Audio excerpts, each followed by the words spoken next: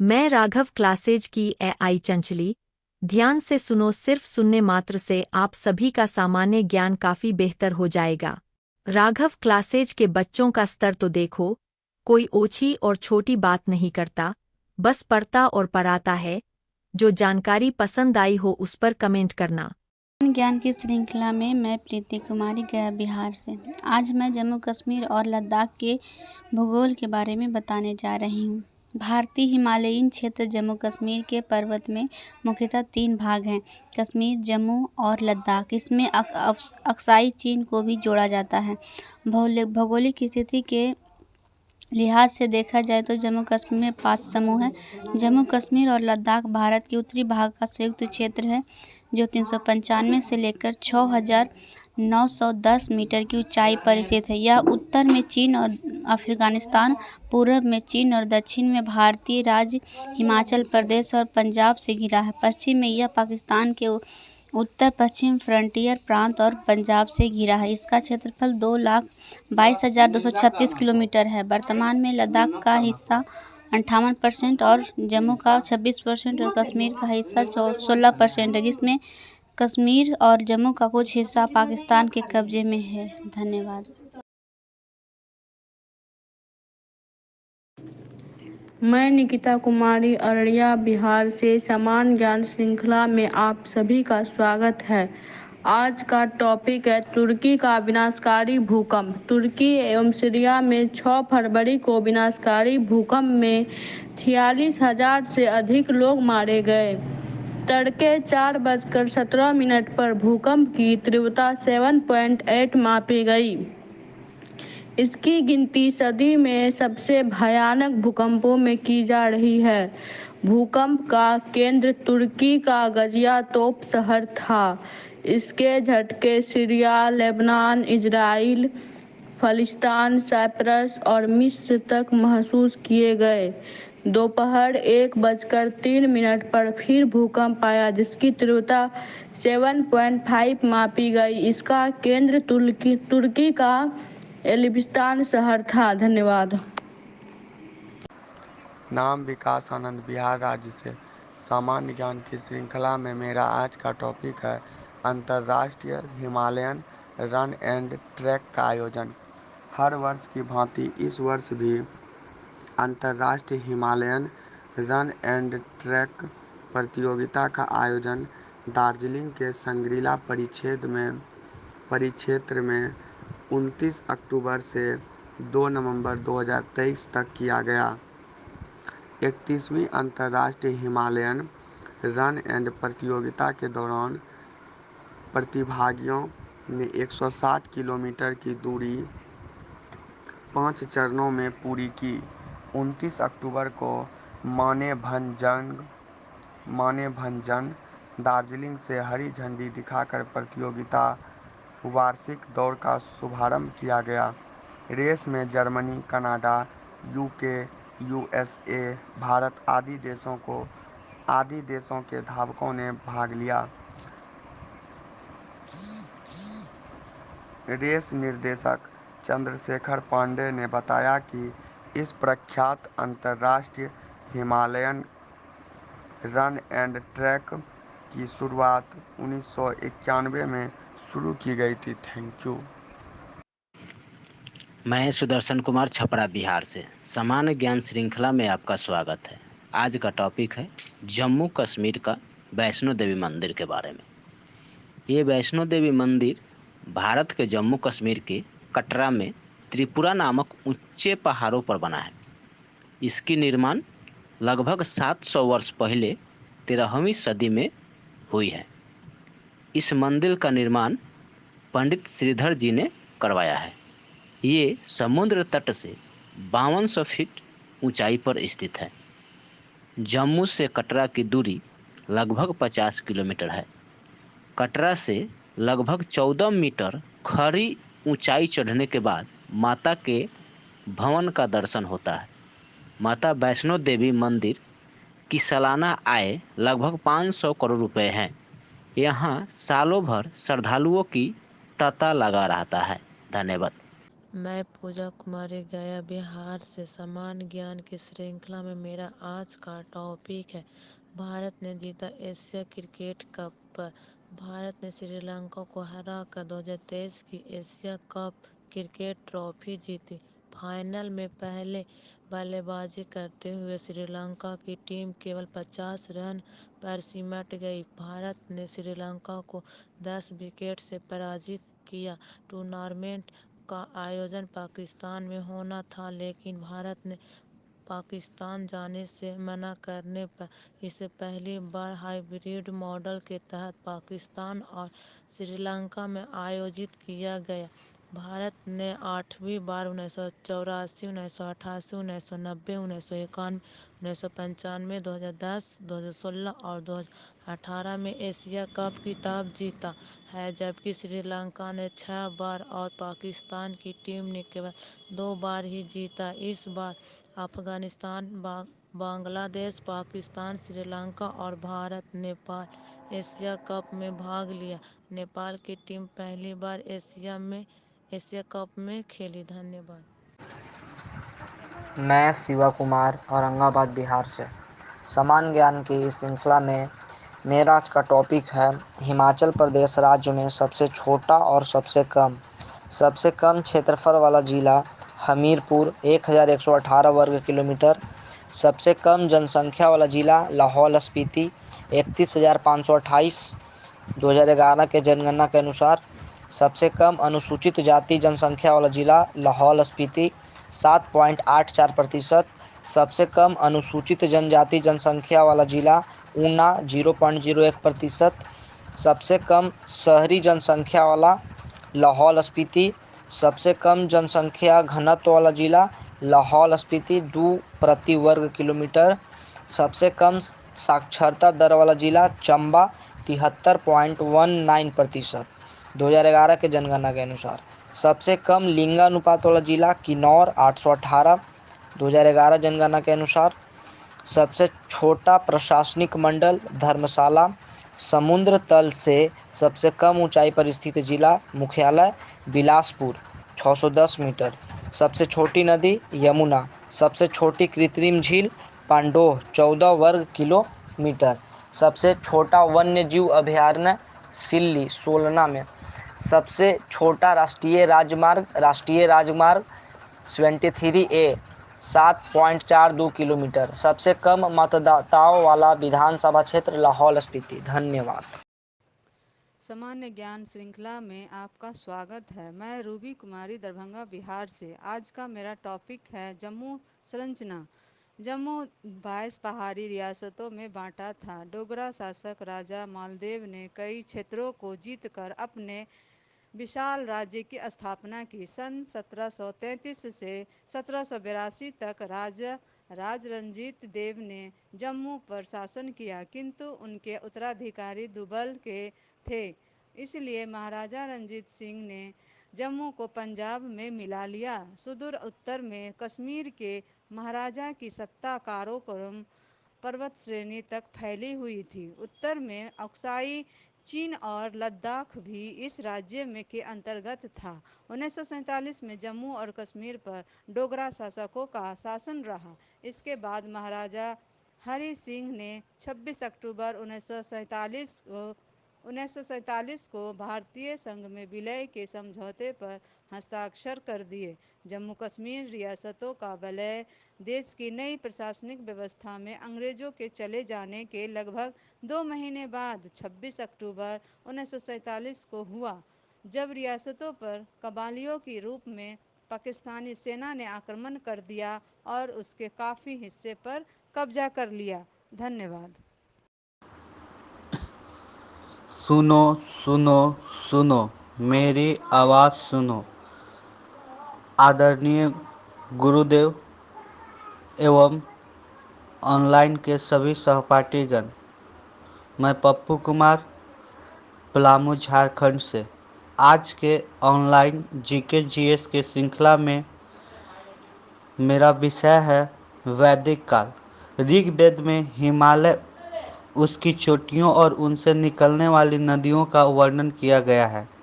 हिमालयी प्रदेश में आर्यों के राजा दिवोदास तथा अन्यारों के राजा संबर के बीच कई बार युद्ध हुए जो 40 वर्षों तक चले। अंततः दियोदास ने उद्रबज नामक स्थान पर सांबर का वध कर दिया।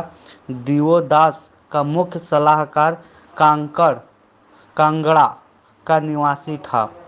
सिरमौर में रेणुका झील जमदग्नि ऋषि से संबंधित है। कुल्लू पाटी में मणिकर्ण स्थित वशिष्ठ कुंड वशिष्ठ ऋषि और निर्मंड परशुराम से संबंधित है। बिलासपुर में व्यास गुफा व्यास ऋषि से संबंधित है। वैदिक काल में आर्यों के हिमालयी क्षेत्र तराई में पहुंचने पर उनका वहां के मूल निवासी तिरगत कोल किन्नर किरात गंधर्व चुम्बक और डुमक आदि से टकराव हुआ। यहाँ स्थापित स्थानीय कबायली गणतंत्रों के जनपद कहा जाता था। ये संस्कृति एवं राजनीतिक इकाई होते थे। धन्यवाद। मैं पूनम देवी बिहार पश्चिम चंपारण के रामनगर से आज सामान्य ज्ञान की इस श्रृंखला में आपका स्वागत करती हूँ। मैं आज आपको एशियाई खेलों में भारत के ऐतिहासिक प्रदर्शन से अवगत कराऊंगी। चीन के हांगझो में एशियाई खेल भारत के लिए कई मायनों में उल्लेखनीय रहे। भारतीय खिलाड़ियों ने कई व्यक्तिगत और राष्ट्रीय एवं अंतर्राष्ट्रीय कीर्तिमान बनाए। भारत ने इन खेलों में 28 स्वर्ण, 38 रजत और 41 कांस्य सहित कुल 105 पदक जीते और पदक तालिका में चौथे स्थान पर रहा। इस बार भारत के 655 खिलाड़ियों ने 41 खेलों में भाग लिया।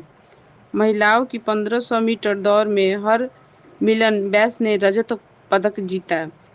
एशियाई खेलों की भाला फेंक प्रतिस्पर्धा में स्वर्ण जीतने वाली पहली भारतीय अन्नू रानी हैं। तेजस्विन शंकर ने एशियाई खेलों की पुरुष डेकाथलन प्रतिस्पर्धा में 1974 के बाद पहला पदक जीता।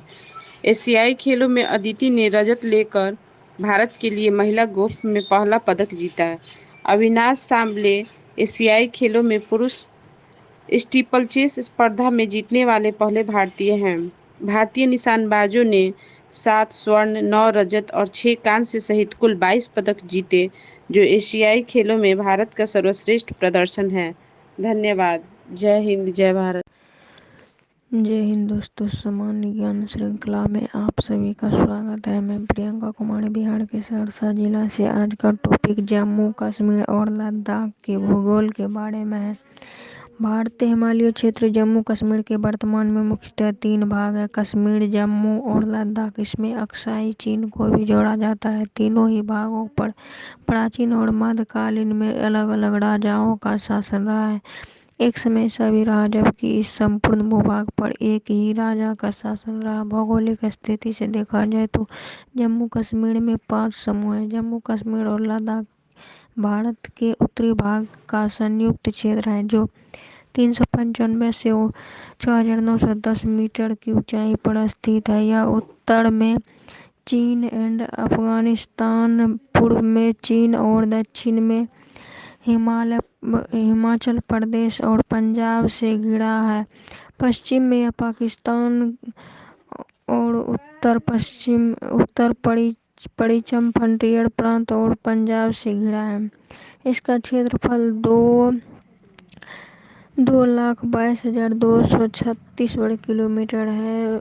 इसमें वर्तमान में लद्दाख का हिस्सा 58%, जम्मू का हिस्सा 26% और कश्मीर का हिस्सा 16% है। इसमें से कश्मीर और जम्मू का कुछ हिस्सा पाकिस्तान के कब्जे में है। धन्यवाद। आज जीके का टॉपिक एंड हो गया है। इसके लिए गुरु जी को धन्यवाद एवं जय श्री राम। जय भारत, जय हिंद, जय भारत, जय बिहार। मैं ओम प्रकाश कुमार प्रियदर्शी इंदौर जंक्शन एमपी से। मेरे प्यारे गुरुदेव और मेरे ग्रुप के सभी दोस्तों, समान ज्ञान की इस श्रृंखला में मेरा आज का टॉपिक है महासागर के संरक्षण का समझौता। विश्व के 100 देश लगभग 20 वर्ष की बातचीत के बाद समुद्री जीवन को बचाने के संधि पर सहमत हो गए हैं। ये देश न्यूयॉर्क में संयुक्त राष्ट्र मुख्यालय हाई सीज ट्रीटी पर सहमत हुए।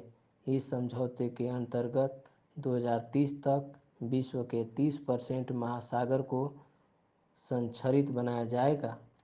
इस महासागर में वास कर रहे जीव जंतुओं व खनिजों की रक्षा करना और उन्हें नया जीवन दिया जाएगा। धन्यवाद। मैं कोमल कुमारी डिस्ट्रिक्ट बेगूसराय बिहार से सामान्य ज्ञान के इस श्रृंखला में जलवायु परिवर्तन और खाद्य संकट के बारे में कुछ बताना चाहती हूँ। पूरा विश्व इस समय जलवायु परिवर्तन और खाद्य संकट का सामना कर रही है। इसके कारण दूर करने के लिए तत्काल कदम नहीं उठाए गए तो करोड़ों लोग भूखमरी की कगार पर पहुंच जाएंगे। अरब दुनिया में 82 करोड़ 80 लाख लोग भूखमरी का सामना कर रहे हैं। 2019 गंभीर खाद्य असुरक्षा के शिकार लोगों की संख्या 13 करोड़ 50 लाख थी, जो अब 34 करोड़ 50 लाख हो गई। मैं राजा राम सामान्य ज्ञान की श्रृंखला में आप सभी को स्वागत करता हूं। आज का मेरा टॉपिक है सरकार की राजनीति। केंद्र शासित प्रदेश जम्मू कश्मीर भारत में संविधान के अनुच्छेद 239 को प्रावधानों की तरह प्रशासित है। मूल रूप से पांडुचेरी के केंद्र शासित प्रदेश के लिए तैयार अनुच्छेद 239 ए जम्मू कश्मीर पर भी लागू है। जम्मू कश्मीर में प्रशासन के पास ही सर्वे अधिकार के अन्य किसी भी राज्य की तरह यहाँ भी 3 शाखाएं हैं: कार्यपालिका, विधायिका और न्यायपालिका। कार्यपालिका शाखा के प्रधान होते हैं, जो राज्य की मुखिया है। धन्यवाद। मैं खुशबू पटेल ईस्ट चंपारण बिहार से।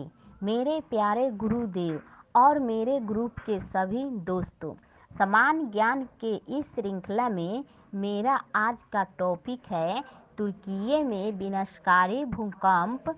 तुर्की एवं सीरिया में 6 फरवरी को विनाशकारी भूकंप में 46,000 से अधिक लोग मारे गए। तड़के 4:17 पर भूकंप की तीव्रता 7.8 मापी गई। इसकी गिनती सदी के सबसे भयानक भूकंपों में की जा रही है। भूकंप का केंद्र तुर्की का गाजियातेप शहर था। इसके झटके सीरिया, लेबनान, इजराइल, फलस्तीन, साइप्रस और मिस्र तक महसूस किए गए। दोपहर 1:30 पर फिर भूकंप आया, जिसकी तीव्रता 7.5 मापी गई। इसका केंद्र तुर्की का लेम्बिस्तान शहर था। इसके बाद छोटे बड़े 80 झटके महसूस किए गए।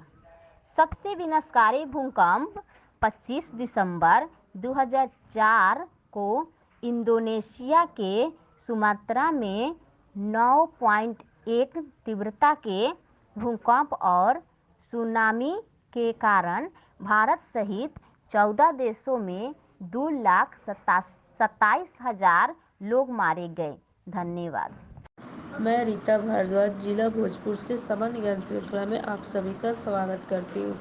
आज मैं आपको हिमाचल प्रदेश के बारे में बताने जा रही हूँ। लगभग 1000 ईसा पूर्व हिमाचल प्रदेश अनेक छोटे छोटे गणराज्यों में विभाजित था, जिनका उल्लेख पाणिनि की अष्टाध्यायी से प्राप्त होता है।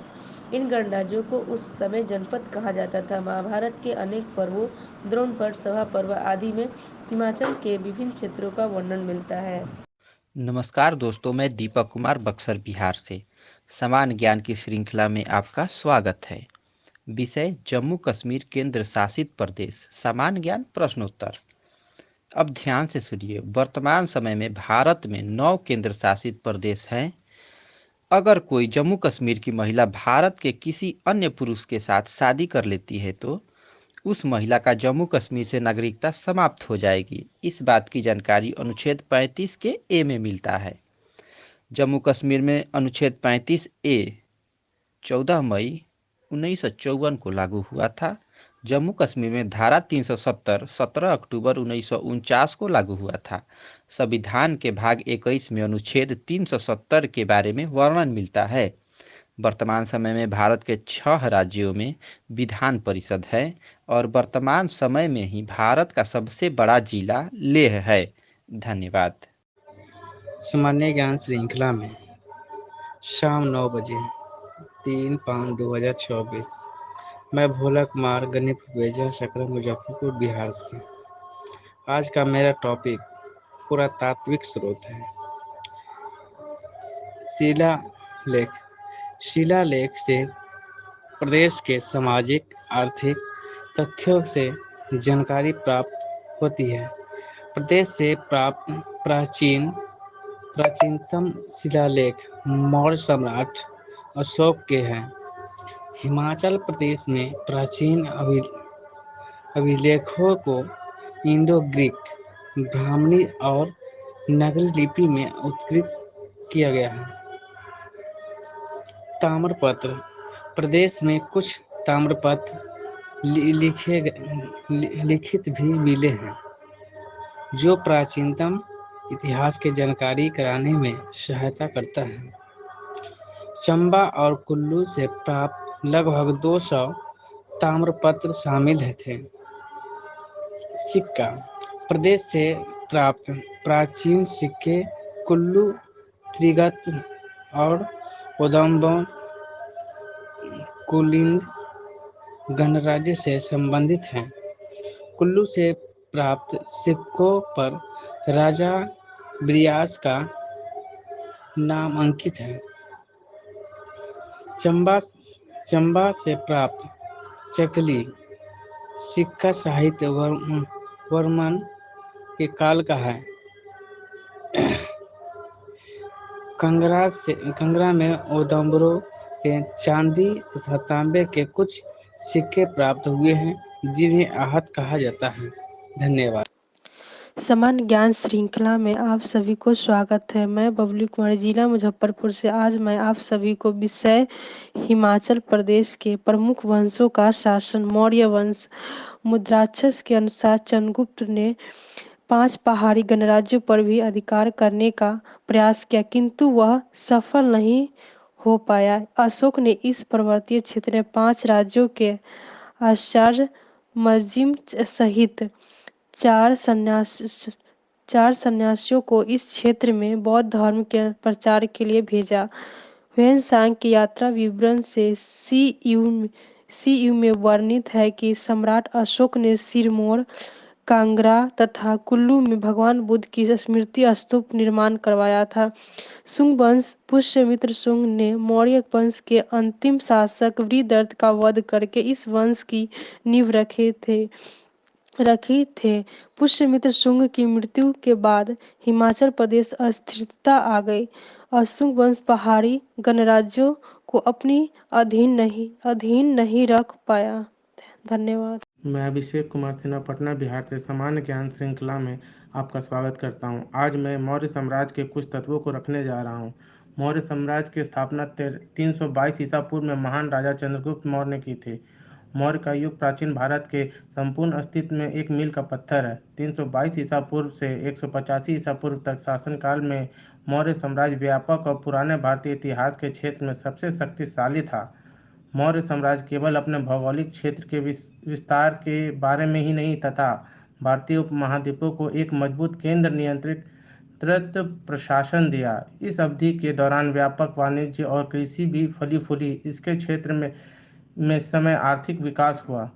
मौर्य साम्राज्य भारत में अब तक स्थापित सबसे बड़ा साम्राज्य माना जाता है। अशोक के निधन के बाद खराब शासन के कारण 185 ईसा पूर्व में मौर्य साम्राज्य का पतन हो गया। बिंदुसार का पुत्र अशोक था, जो मौर्य साम्राज्य का सबसे महान शासक माना जाता है।